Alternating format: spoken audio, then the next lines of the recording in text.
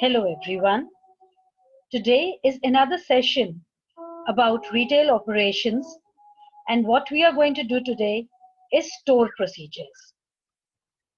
तो जब भी हम स्टोर की बात करते हैं तो स्टोर में हम क्या प्रोसीजर्स या क्या तरीके फॉलो करते हैं जिससे हमारा सुचारू रूप से हमारा स्टोर चल सके। तो आइए देखते हैं। Store operation resources and daily procedures creating internal controls for establishing retailing functions of the retail stores. तो ये जब आप सोचते हैं कि आपकी दुकान या आपका रिटेल स्टोर कैसे चलाना है, तो आपको एक सुचारू रूप से चलाने के लिए कुछ नियम, कुछ कायदे कानून सोचने पड़ेंगे। तो आप भी जानते हैं, जैसे स्कूल में आप लोग आते हैं तो एक तरीका होता है, आप क्लास में कैसे एंट्री लेते हैं, टीचर्स को कैसे ग्रीट करते हैं, और ये सब आपका जो पढ़ाई हो रहा है वो कैसे होता है। तो ऐसे ही रिटेल स्टोर में भी हर एक चीज के लिए प्रोसीजर्स बनाए जाते हैं। स्टोर खुलने से स्टोर बंद होने तक अंदर क्या होगा वो सबको हम ध्यान देते हैं। So the best time to establish policies and procedures for your retail business is during the planning stages. By anticipating problems before you open your doors, you can strategize how you'll handle special situations as well as the normal day-to-day operations. This helps avoid making mistakes once you're faced with customers.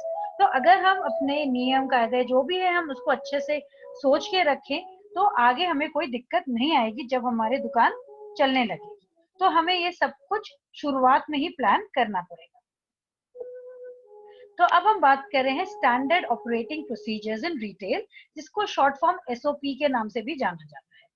तो SOP जो है हमारा, it is a set of written instructions that document a routine और repetitive activity followed by an organisation. Operational procedures are vital to the business of running a retail store. तो जब आपका store चलता है तो एक रिटन प्रोसीजर्स आपके रहते हैं। आप ऐसे नहीं कह सकते कि आज आपने ये सोच लिया, कल आपने कुछ और कह दिया। ये सब कुछ लिखा जाता है और इसके हिसाब से ही आपका बिजनेस या आपका रिटेल स्टोर चलाया जाता है। तो इसमें सारे एक्टिविटीज कवर किए जाएंगे, from sales transactions to customer support to inventory. आपकी दुकान खुलने तक दुकान में क्या आ रहा है, कौन आ रहा है, क्या जा रहा है, कौन लेके जा रहा है, सब कुछ आपकी दुकान बंद होने तक सारे प्रोसीजर्स को यहाँ पे डॉक्यूमेंट किया जाता है। तो इसके फायदे क्या होते हैं? Following standard operating procedures increases sales, boost worker productivity and enhances a store's image. तो अगर आप ये स्टैंडर्ड ऑपरेटिंग प्रोसीजर्स को फॉलो करते हैं तो आपके सेल्स भी बढ़ते हैं, क्योंकि आप सब एक ही तरह के स्टैंडर्ड को फॉलो कर रहे हैं। तो सब लोगों को भी पता लगता है कि कैसे काम करना है, और आपका स्टोर का इमेज भी अच्छा हो जाता है क्योंकि लोगों को मालूम है आप किस तरह से काम करते हैं। स्टैंडर्डाइजेशन की जब हम बात कर रहे हैं तो जो हमारा एसओपी होता है वो हर लेवल का काम को स्टैंडर्डाइज कर देता है, एक तरह का बना देता है। So SOP minimise the variation and promote standardisation through consistent implementation of a process और procedure within the organisation. जब हम टेक्नोलॉजी की बात कर रहे हैं तो कोई ना कोई बिजनेस सॉफ्टवेयर यूज करते ही है हमारे रिटेल स्टोर्स, या तो अपने इन्वेंट्री को मैनेज करने के लिए, अपने point of sale. So business software is required to track sales. This allows managers to determine what products are selling well and helps them track inventory. तो ये इलेक्ट्रॉनिक इंफॉर्मेशन से प्रोडक्ट ऑर्डर्स ये सब निकाल सकते हैं, ये अपने स्टॉक लेवल्स को बढ़ाने के लिए। जैसे हमने पहले लेवल्स में भी पढ़ा है कि स्टॉक लेवल मेंटेन करना बहुत जरूरी होता है रिटेल स्टोर के लिए। जब हम इन्वेंट्री मैनेजमेंट की बात करते हैं तो ये प्रोसीजर्स हेल्प करते हैं हमें प्रोडक्ट्स को हैंडलिंग के लिए। So these procedures include receipt of inventory by verifying that each product is in order as quoted, regular counting of inventory, and installing cameras or mirrors to limit or prohibit theft. तो आपके एक एक करके हम देख रहे हैं कि इन एरियाज में हमारे स्ट्रैटेजीज, जो हमारे स्टैंडर्ड ऑपरेटिंग प्रोसीजर्स होते हैं, वो किस तरह मदद कर रहे हैं। जब हम मार्केटिंग की बात कर रहे हैं तो these draw customers into the store and entice them to purchase goods or services. Marketing tools include radio, newspaper, and television ads, special pricing, in-store promotions, and signs outside the store to attract buyers. तो आप अलग-अलग तरीकों से customers को attract करते हैं अपने store में। लेबर प्रैक्टिसेस जो होते हैं जो आपके लोग काम कर रहे हैं, जो स्टाफ काम कर रहे हैं, उसके लिए भी आपको ध्यान देना पड़ता है। तो ये सबसे ज्यादा खर्चा होता है रिटेलर के कि लोगों के लिए सैलरी पे करे, उनके जो भी रहता है उनका इंसेंटिव्स वगैरह वो सब पे करे। तो उनको ये भी ध्यान रखना होता है कि उनके पास इनफ वर्कर्स हैं जो आपके बिजनेस नीड्स को पूरा करें। तो कई बारी यंगर लोगों को हायर करते हैं कम पैसों पे, इससे कंपनी का पैसा भी बचता है। और स्टोर प्रोसीजर्स रहते हैं जब कोई एक्सचेंज या रिटर्न के लिए आता है कस्टमर, तो उसके लिए आपका क्या रहता है, आपका क्या तरीका रहता है। या तो आप उसको वापस करते हो, या फिर आप एक्सचेंज करते हो, या आप रिफंड करते हो। तो ये आप क्या कर रहे हैं ये यूजुअली पॉइंट ऑफ सेल पे होता है। और जब आप ये काम करते हैं कोई रिटर्न्स या एक्सचेंजेस, तो आपको उसको सही तरीके से करना है, उसको डॉक्यूमेंट भी करना है। ट्रांजैक्शंस जो रहते हैं, दो तरीके के हम ट्रांजैक्शन यहाँ डिस्कस कर रहे हैं, ले बाय और रिफंड और exchange of goods. Refund of exchange of goods तो आप समझते ही हैं कि आपने कोई सामान एज अ कस्टमर किसी रिटेलर को वापस किया, उसके बदले या तो उसने पैसे वापस किए या फिर उसने गुड्स वापस किए। तो ये आपका refunds are dealt with by the Fair Trading Act of 1987 and Trade Practices Act of 1974। तो ले बाय जो होता है, यहाँ पे आपके गुड्स जो है, जो भी आप सामान खरीद रहे हैं, आप इंस्टॉलमेंट्स के थ्रू खरीद रहे हैं। तो जब तक इंस्टॉलमेंट्स आप पूरे नहीं देते हैं, तब तक वो जो सामान आपने लिया है वो रिटेलर का रहता है। So the goods remain the property of the retailer until they are paid it for in full. तो प्रोसीजर जो ऑफ ले बाय रहता है वो रिटेलर के ऊपर डिपेंड करता है, अलग अलग हो सकता है, पर ऐसे नहीं कि वो अपनी मनमर्जी कर सके, उसके लिए भी रूल्स एंड रेगुलेशंस रहते हैं। फिर हम बात कर रहे हैं रिटेल एनवायरनमेंट में। हमारी दुकान जब खुलती है, दुकान जब बंद होती है, तो बहुत खतरा रहता है कुछ भी होने का। तो opening and closing times present unique security risk. तो यहाँ पे चोरी होने का खतरा रह सकता है, कोई भी दुकान के अंदर दौड़ के आ सकता है उस टाइम में, या दुकान में छुपा रह सकता है, चोरी कर सकता है। तो आपके स्टोर्स जो रहते हैं, जो कैश और वैल्यूएबल्स और बैंक्स और ज्वेलरी स्टोर्स जैसे रहते हैं, उनको तो और भी ज्यादा ध्यान देना पड़ता है। तो इधर आप क्या ध्यान दे रहे हैं कि आपका अलार्म सिस्टम है। अलार्म सिस्टम से क्या होगा, जब भी कोई अंदर घुसने की कोशिश करेगा, जिस टाइम में अलार्म ऑन है, तो वो बीप करेगा, तो अलार्म सबको बता देगा कि कोई गड़बड़ हो रहा है, कोई आने की कर रहा है। बर्गलर अलार्म भी होंगे। तो a store has an alarm system design to arm और डिसआर्म द प्रीमाइस अलार्म्स।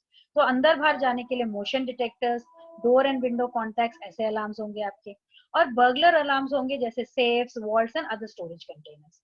तो यहाँ पे पॉलिसी जो है वो आपके अलग अलग अलार्म के लिए सेटअप कर सकते हैं। तो आइए अब देखते हैं ओपनिंग प्रोसीजर हमारा क्या है। 2 एम्प्लॉइज होने चाहिए जब दुकान खुलती है या आपकी फैसिलिटी खुलती है। एक अंदर जाएगा, एक बाहर रुका रहेगा फोन लेकर। और जो बाहर है उसको पूरी नजर रहेगी अपने रिटेल स्टोर की, और वो वेट करेगा जो अंदर गया उससे एक सिग्नल के लिए कि जब दुकान सही है, कोई खतरा तो नहीं है। और अगर बाहर जो बैठा है उसको कुछ भी गड़बड़ लगे, उसको कुछ भी सस्पिशियस लगे, तो उसको, या तो अगर उसके जो अंदर गया है एम्प्लॉय, उससे कोई क्लियर सिग्नल ना मिले, तो उसको इमीडिएटली पुलिस को कॉल करना है और फिर कंपनी के सिक्योरिटी डिपार्टमेंट को। और अगर अंदर घुसने के बाद सब कुछ ठीक है, तो जो इनसाइड एम्प्लॉय है उसको क्या करना है, उसको दरवाजा बंद करना है फिर से, और अलार्म सिस्टम को बंद करना है। और अगर उसको कोई भी खतरा लगता है अलार्म सिस्टम बंद करते टाइम, तो इमरजेंसी कोड है उसको प्रेस करेगा वो। और अगर सब कुछ सही है, उसने अलार्म सिस्टम बंद कर दिया, पूरे दुकान का वो चक्कर लगाएगा देखने के लिए सब कुछ सही है, कोई जबरदस्ती घुसा तो नहीं, कोई अंदर छुपा तो नहीं। और पूरे दुकान को देखने के टाइम ज्यादा ध्यान देगा वो रेस्ट रूम्स में, ऑफिसेज में, और कोई भी एरिया जहाँ पे लोग कोई छुप सकता है। और अगर कोई दिखता भी है, कुछ भी गड़बड़ नजर आता है, तो फटाफट वो अपनी जो रिटेल स्टोर है उसको छोड़ के जाएगा, पुलिस को बुलाएगा और कंपनी के सिक्योरिटी डिपार्टमेंट को इन्फॉर्म करेगा। और अंदर पूरा चेक करने के बाद अगर सब कुछ सही लगे, तो वो क्लियर सिग्नल देगा। और वो सिग्नल सबके लिए विजिबल रहेगा जब तक सारे एम्प्लॉयज जिनको आना है उस दिन, उस टाइम पे दिन में वो आ जाए। जो सेफ्स एंड वॉल्ट्स हैं, वो रात के टाइम या जब भी आपका दुकान बंद कर रहे हैं, तब तक आप उसका अलार्म सिस्टम ऑन रखेंगे। और जब आप उसको बंद करते टाइम कोई भी आपको अगर परेशान करे, जो आपको लगे कोई भी खतरा हो, तो आप इमरजेंसी कोड दबा सकते हैं। और दरवाजा आपका फ्रंट डोर बंद रहेगा जब तक दुकान पूरी तरह से सबके लिए खुलती नहीं है। खुलने से पहले आप ये ध्यान रखेंगे कि कैमरा व्यूज जो है आपके वो सही हैं, सब जगह कैमरा अच्छे से नजर रख पा रहा है, आपका जो रिकॉर्डिंग है वो सही तरह से हो रहा है कि नहीं। कुछ भी कैमरा या रिकॉर्डिंग में गड़बड़ है तो सिक्योरिटी डिपार्टमेंट को उसी वक्त बताना है। तो ये तो हुए हमारे ओपनिंग प्रोसीजर्स। हमें ध्यान रखना है कि अंदर दुकान हमारे कस्टमर्स के लिए, एम्प्लॉयज के लिए, सबके लिए सेफ है, तो हम क्या क्या तरीके अपनाते हैं। ऐसे ही हमारा है क्लोजिंग प्रोसीजर। क्लोजिंग प्रोसीजर, दुकान बंद करते टाइम हमें यह ध्यान देना है कि अंदर से पहले बंद करेंगे, जो बाहर खड़ा है वो सबको रोकेगा, कस्टमर्स को अंदर नहीं आने देगा। पूरे दुकान को अच्छे से चेक करना है, कोई वहां भटक तो नहीं रहा, कोई ऐसे ही रोक तो नहीं रहा, जानबूझ के लास्ट में रहने की कोशिश तो नहीं कर रहा। फिर अगर कोई भी लगे कि गड़बड़ है, कुछ भी ऐसे जानबूझ के वहां घूम रहा है, तो उसकी रिपोर्ट आप करेंगे। और जब दरवाजा बंद हो गया है तो आपको कस्टमर और कोई आप अंदर आने नहीं देंगे। जो अंदर कस्टमर्स हैं उनको आप सहूलियत से बाहर निकालेंगे और देखेंगे सारे कस्टमर्स निकल गए हैं। और जो भी आपके एम्प्लॉयज हैं जो अंदर आना चाह रहे हैं वो अपना आईडी दिखाएंगे, तभी अंदर आ पाएंगे। कोई भी आपके जो भी वेंडर्स हैं या सर्विस टेक्नीशियंस हैं उनको जब तक बुलाया ना जाए उनको आप अंदर आने नहीं देंगे। और जब आपका फाइनल कस्टमर चला जाएगा, आपका फ्रंट डोर बंद हो जाएगा, तो एक एम्प्लॉय पूरे दुकान का चक्कर लगाएगा, पूरा चेक करेगा, फिर देखेगा rest rooms, closets, employee lunch, storage areas, जहां पे भी कोई छुप सकता है, कोई छुपा तो नहीं है, सब कुछ सेफ है कि नहीं। वो सब देखने के बाद, पूरा चेक करने के बाद, दुकान बंद अंदर से करने के बाद, वो देख रहा है सारे कस्टमर्स चले गए कि नहीं। फिर वो देखेगा कि सारा कैश, जो भी आइटम्स है, जो भी वैल्यूएबल आइटम्स है, वो ढंग से स्टोर किए गए हैं कि नहीं।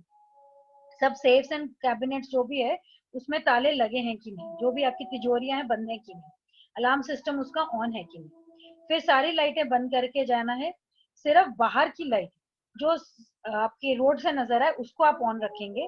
और एक या दो एम्प्लॉयज जो भी हैं आपके वो रहेंगे जब तक फाइनल क्लोजिंग नहीं होता है। और बंद करने से पहले दुकान को एक एम्प्लॉय अलार्म का सिस्टम जो दुकान का है उसको ऑन करेगा और देखेगा कि एम्प्लॉय एग्जिट जो है वो अंदर से निकलने के बाद बाहर से बंद है। तो ये तो हो गया आपके स्टोर प्रोसीजर्स की के सेशन के बारे में डिस्कशन। तो आप देख सकते हैं व्हाट इज स्टोर का standard operating procedures, opening closing procedures, ये सब हम कर चुके हैं। तो नेक्स्ट सेशन में हम स्टोर मेंटेनेंस की बात करेंगे, वो अपने नेक्स्ट वीडियो में करेंगे। So thank you for your time.